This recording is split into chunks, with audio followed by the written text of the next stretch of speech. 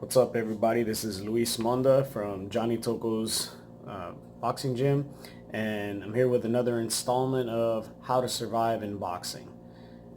First of all, I want to apologize for the long layoff from making videos. This year's been really crazy. Started the beginning of the year with a tragic loss in our family.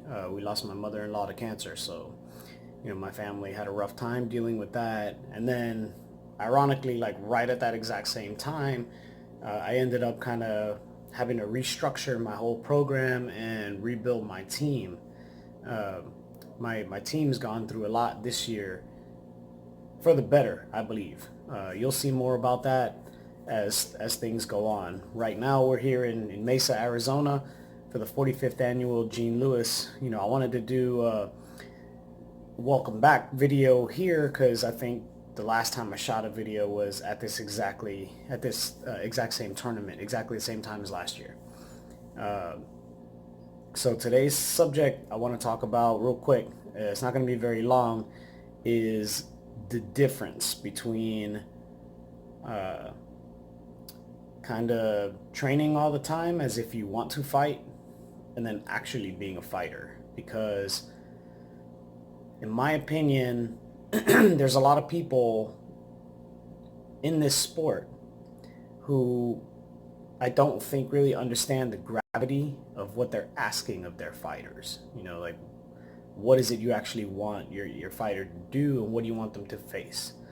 It's a lot easier when they're little kids because kids have no abandon. Like when you go to a tournament and watch two little kids fight, they're not worried with a lot of the same stuff as adults worry about. So they either just give it their all or they don't have it in them. Like they'll either just go all in no matter what the consequence, or they'll not want to be in there. Some kids cry, and that's fine. They're kids. Like, putting a lot of pressure on them like that, some of them don't have the emotional maturity to handle it yet, or at least they might not have the determination to power through that. So it can be really, really rough on them. But for the most part, they just kind of go in, and they don't think about it. They don't start thinking about it till they get older. Um, but the reason why this is such an important subject is because, uh, if you look at, we lost at least 4 or 5 fighters this year.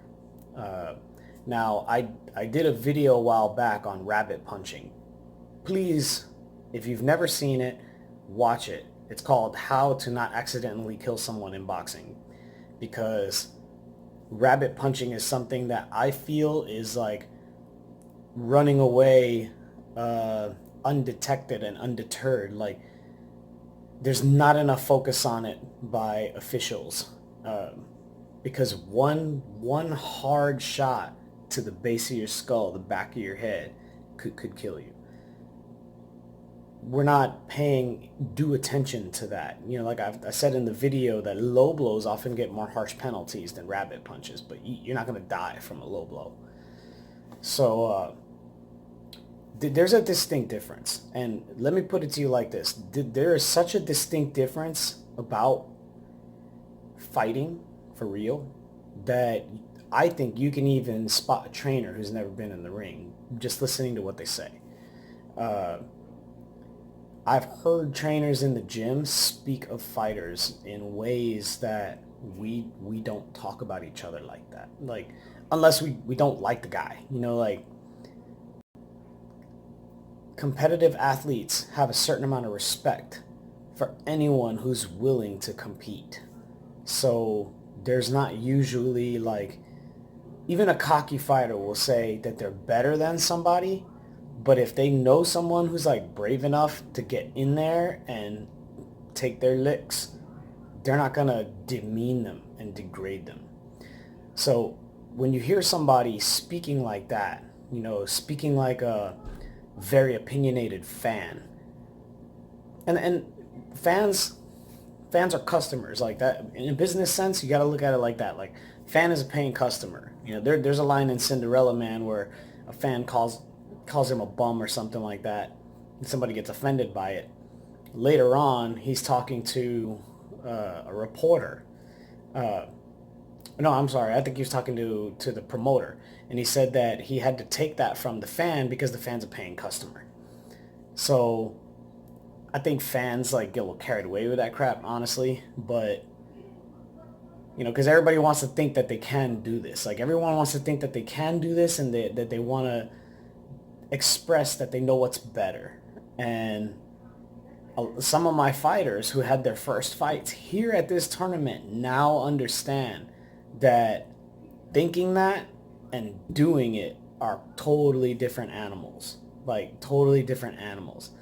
Because like, to be real, I just hear so much people say sideways shit about athletes or soldiers, and I'm personally highly critical of police, but I'm highly critical of police having trained a few police officers, like understanding what they engage and that there's rules to their engagements. I'm critical, of course, when people don't abide by that, and then people get unnecessarily hurt, but I don't speak of them in like a vile manner. Like I won't do that. Like venomous criticism. Like that's unless it's somebody that from the situation I think, did something really despicable. But there are people who talk about fighters like that just because they lost a fight. They talk about them like, oh, they're a bum or whatever, or they have no value. Like they devalue the person. They devalue the human being getting punched in the head. And I always retort with, okay, get in there and show us how it's done.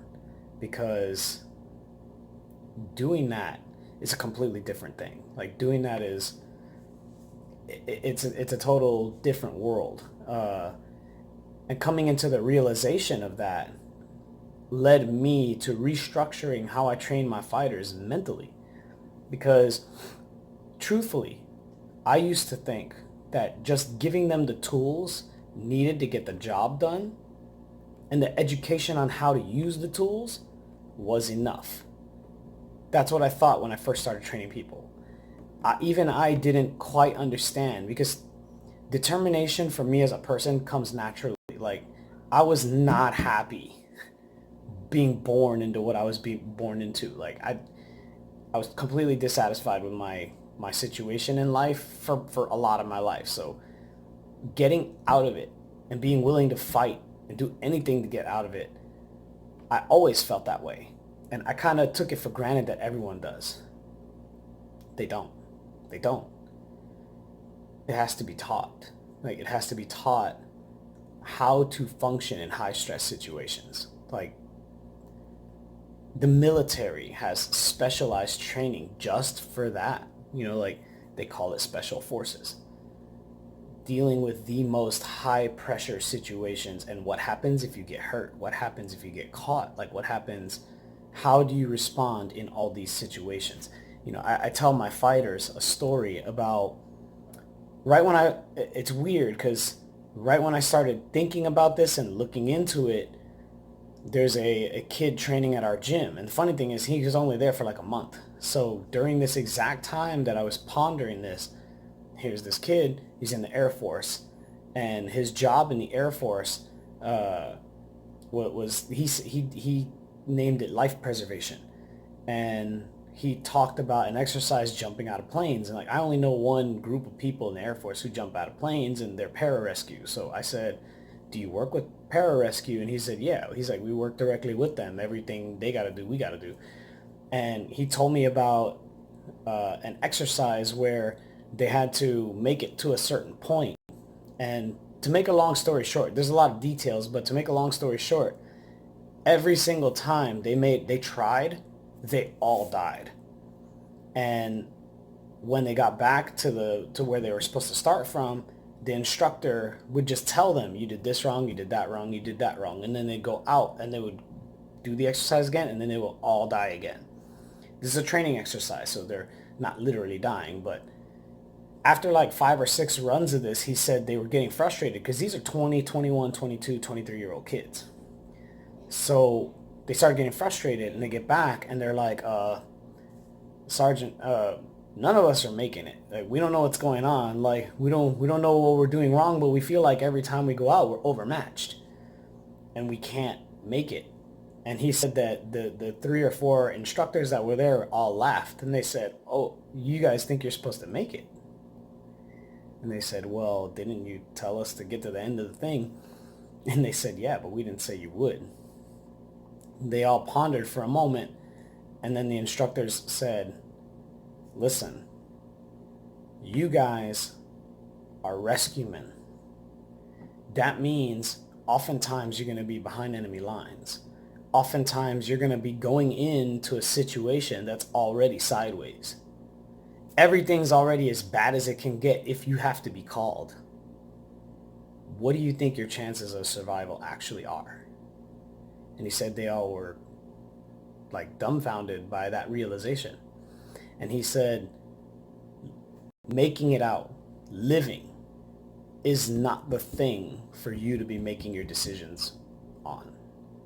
We're not teaching you how to do that. We're not teaching you to be thinking about being out of here and making decisions.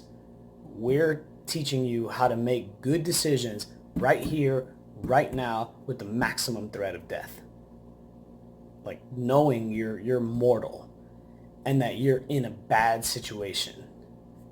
What are you going to do? And it hit me when he said that. We had this discussion in our boxing gym back home, and that hit me that that's what fighters feel like.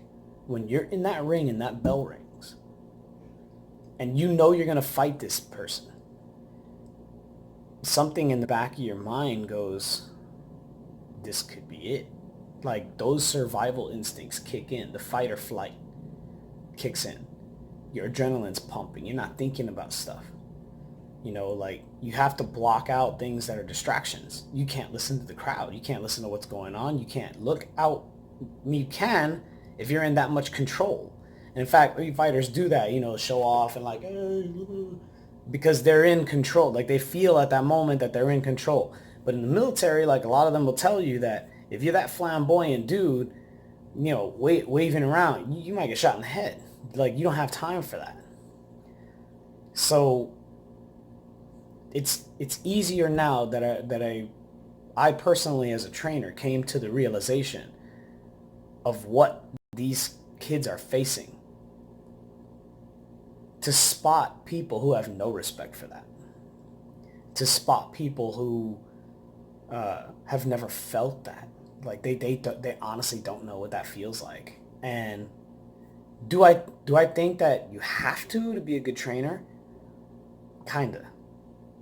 Like, in my opinion, every single trainer, regardless of their age, should take at least one amateur fight. Like, I think that you should know what you're asking your fighter to do if you want to be able to completely relate to them. Like, you got to know what it feels like to answer a bell. And you're committed. You're fully committed at that point. Like, me and you are fighting. Like, there's no way around that. Like, one of us getting beat up.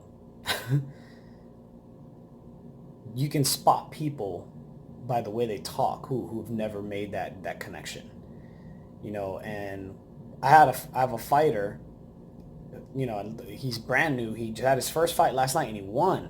And he was still having like anxiety after the fight was over. Like, that's the magnitude of it. Like, I could tell that his adrenaline rush like wasn't coming down, so he was starting to freak out a little bit. It's normal. It's perfectly normal. You know, they always ask me like, when do you stop being afraid? And I tell them, you don't. You don't stop being afraid. No, you don't. You don't. The guys that are determined and can push through and have real confidence.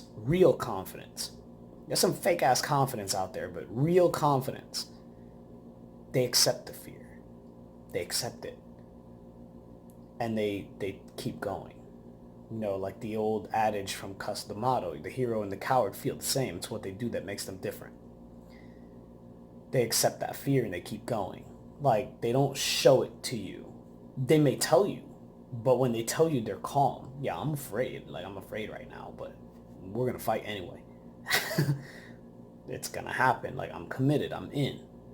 But yeah, I'm afraid, especially at the highest level where, Juan Manuel Marquez fighting Manny Pacquiao. Like, one of us might get knocked out. Like, one of us could possibly get seriously hurt. And then sportsmen don't necessarily want that. Like, you want your opponent to not make it. But everybody knows that there's the threat of that. So you have to understand, like, what it takes to do this. There can't be, like, you can't be flip-flopping around in your head. And if you are, you have to have a trainer who can guide you through that and say, look, you're going to be flip-flopping. Like, you're going to have doubts. You're going to have doubts at your highest level. It's natural. If you didn't, something's wrong with you. Like, I tell my fighters, like, when they say they're not nervous, first of all, I guess you are. Like, don't tell me you're not nervous. Like, don't fake it. Don't fake the funk. Don't fake it. You're nervous. You're supposed to be. If you're like dead fish calm, you're probably a sociopath. You're probably a serial killer. But there should be some internal flutterings going on. Like, that should be there. Like, that's alertness. Like, you actually want that in the ring. That might keep you safe at some points. Like, you might pull or cover or have like an exact reaction because of that feeling. Like, God, I don't want to get hit by that. Like, it's there for a reason is what I'm getting at. And I see a lot of either people online or even people in the gym telling people who want to fight wrong ass shit. Like, wrong, like, oh, you gotta act like this, and you gotta handle it like this, and your talent this and talent that. But talent ain't shit, man. There's people who piss away talent every day.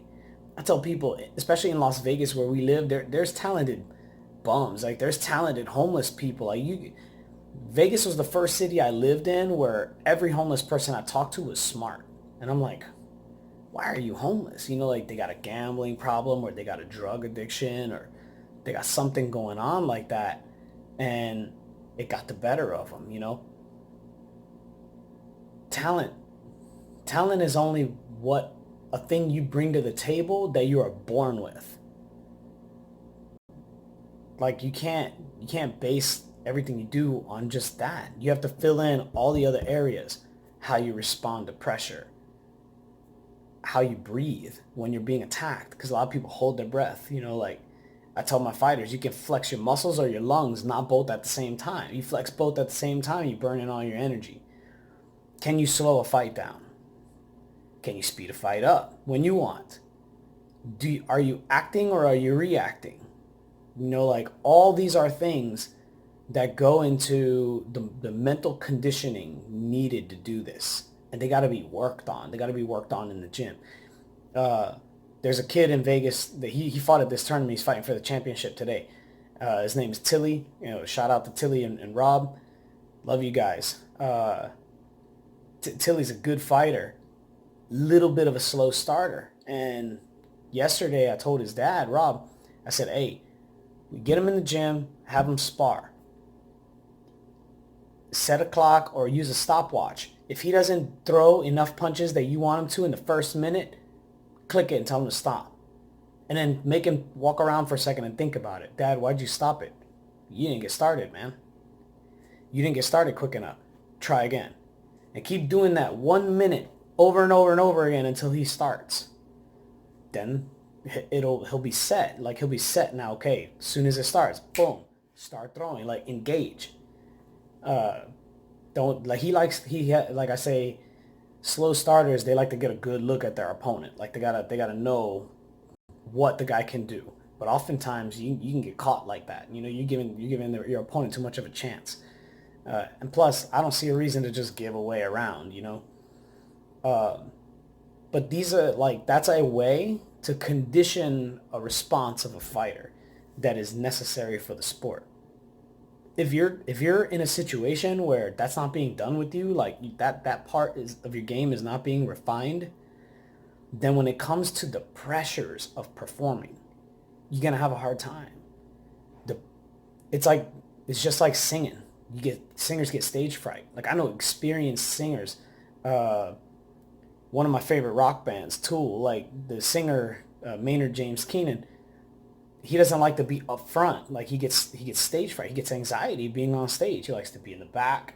You know, I've seen him do concerts where he has his back facing the audience and he's singing like whatever just to get through the concert. Fighters face that same level of anxiety, and then on top of it, the threat of death. You know, the threat of anything could happen. Like this could go really bad. A lot of people try to do this sport and ignore that. And personally, I think that's a mistake. You can't ignore it. You have to accept it, understand what it means, and then set yourself in order to deal with that, to deal with the reality of it. This is a deadly serious game. You know, this is a deadly serious game, and your mind has to be conditioned for that. Your spirit has to be conditioned for that. Like you have to know this is okay. You know, like this is who I am. This is who I am. This is what I do. I'm doing it. I'm committed. You know, I keep saying that word over and over again. I'm committed. Like I'm in. I'm not getting out. You know, I tell my fighters, since I made the decision to become a trainer and pass all this information on, I'm like that dude that's doing life in prison. Because I tell them, I like all 6 of you guys that I brought to this tournament could win championships. Where am I on Monday morning? Right back at the gym. That doesn't mean anything to me. Your family might take you on a vacation. I don't know. My family ain't. You know, like I don't have that luxury. Like I gotta go back to work. I gotta go right back to the grind. I could have 2 guys win 2 world titles as pros on a Saturday night. Monday morning I'm in the gym. Everybody at the gym knows that. So like I'm like that dude that's doing life in prison. Like you want to get in and get out, do your little 10, 15 years, win your titles, make your money, get out of boxing unless you want to do what I do. I'm probably going to be doing what I'm doing till I'm dead. So I have a long view. You know, I have a long view of this. I don't have a short view. Like I'm not about right now, but the fighters, they have to be. They're about right now. You know, like they can't, if they worry too much about the long view, they have to trust me with the long view. So I want to get them out of this with their faculties and leveling up as people. Because of that, like I said, I started taking the mental conditioning of this much more seriously. And I find that when you do that, you get better results because you're getting a more honest and pure effort. When you see people who have like delusional, egotistical, they speak falsely, like they speak venomously critically about fighters and you know they never fought, or they fight 1 or 2 times a year and they're telling everybody everything they need to do, don't listen to those people because they don't know what, they're not committed. They don't put that, the prison term is they don't put that work in. They're not putting in that work. You know, the gang life, like street life, that terminology, that applies to boxing in a lot of ways. Like if they're not putting in that work, or they never put in that work, they don't know what they're talking about. They don't know what they're talking about. Not to say that, like I said, people who did, they're not perfect, but they at least can tell you, like they can relate to you. They can relate to you. Where you've been, the ups and the downs, they've been. So they at least can relate to what that's like. And that's a hugely important thing when you're talking about the development, the mental and emotional development to do this sport, because it's rough. It's a rough game. You know, like who wants to get beat up in front of a crowd? Like no one goes in there with that mentality across the board. There are journeymen in this sport who know that they're there to lose. And in my opinion, those are some of the bravest guys in boxing, because they take fight. Let me look at their mentality. They'll take a fight on 4 days notice. They don't care. They're almost always at weight. They have gloves, will travel. You know what I mean? Like they'll fly to another city, fight a guy on Friday. They got notice on Tuesday. Think about that guy's mentality. How tough do you have to be to do that? You know, to just I'm down to knuckle up at any moment. You know, like I think that's something that should be pretty much across the board. You know, like there's too much prima donna diva shit in boxing today. There's too much, and there's more people from the outside bringing it in because they want to come to the gyms and sign up for the gym and not fight nobody, but talk tough. And that holds no weight. You know what I mean? When you actually want to do this, you have to understand the mental pressure of what you're getting into, because if you don't, it's going to break you. It's going to break you sooner or later. You're going to give up, or you're going to start doing weird shit. Like you're going to start maybe thinking about doing drugs just to deal with the pressure. Just to deal with the pressures. You know, how you think these fighters end up in bad situations when they're done? Because they've been under high stress for so long. Like they don't know how not to be. You know, like a lot of these guys have PTSD. They've been fighting, like you fight for everything, bleeding and shit. You know, like in the gym, they're fighting. In the gym, they're sparring, but they're getting hurt over and over again. You know, so we as a sport have to take this aspect of it much more seriously. That's the bottom line.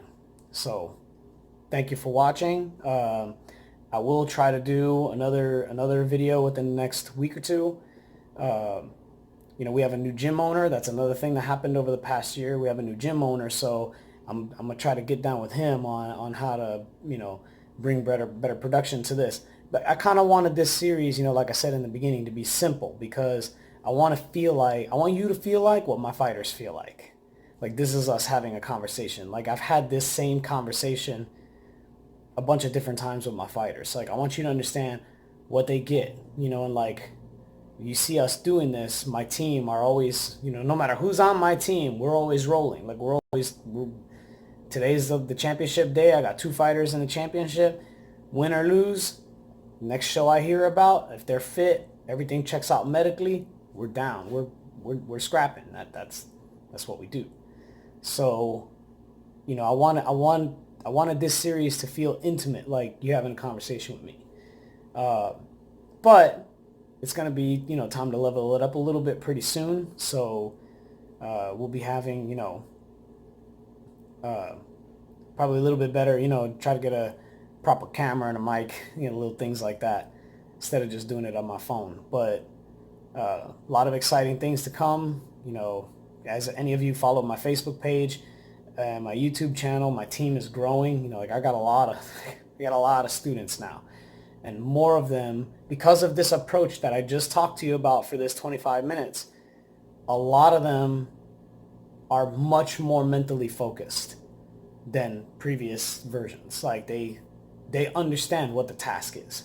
They get it. You know, like they get it. All right, I'm going into this, and this has to be the outcome. You know, like win or lose, I have to keep myself together. Like they know that. So we'll see you guys next time. Again, you know, thank you for hanging in there and coming back to check me out.